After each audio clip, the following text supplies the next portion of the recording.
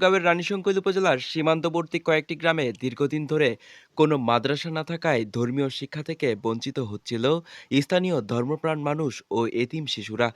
পর্যাপ্ত শিক্ষা প্রতিষ্ঠানের অভাবে সীমান্ত ঘেঁষা এসব অঞ্চলের অধিকাংশ মানুষ কৃষি নির্ভর জীবনযাপনেই সীমাবদ্ধ ছিলেন। এমন অবস্থায় ২০২৩ সালে উপজেলার ধর্মগড় ইউনিয়নের পামল শাহনাবাদ গ্রামে ১ একর ৩৩ শতক জমির উপর প্রতিষ্ঠিত হয় বাবুস সালাম মাদ্রাসা ও এতিমখানার।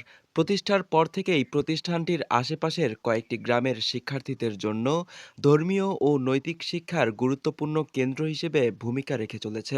শাহনাবাদ গ্রামে একটি মানসম্মত মাদ্রাসা প্রতিষ্ঠার ফলে আশেপাশের কয়েকটি গ্রামের শিক্ষার মান ও পরিবেশের বেশ উন্নতি লক্ষ্য করা যাচ্ছে। এর ফলে স্থানীয় ও অভিভাবকদের মধ্যেও বেশ আশার আলো সঞ্চার হয়েছে। বর্তমানে মাদ্রাসাটিতে ২০০ জন শিক্ষার্থী অধ্যয়ন করছে।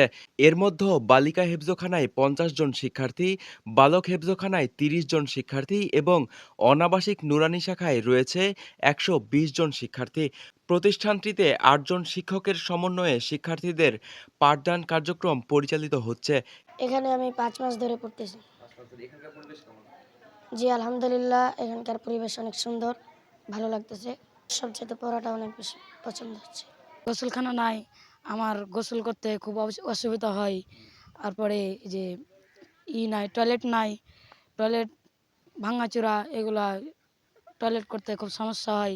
আবার প্রসাবখানা খুব ভাঙাচোরা, এটাতে প্রসাব করতে খুব অসুবিধা হয়। আমি মোহাম্মদ সেকেন্দার আলী।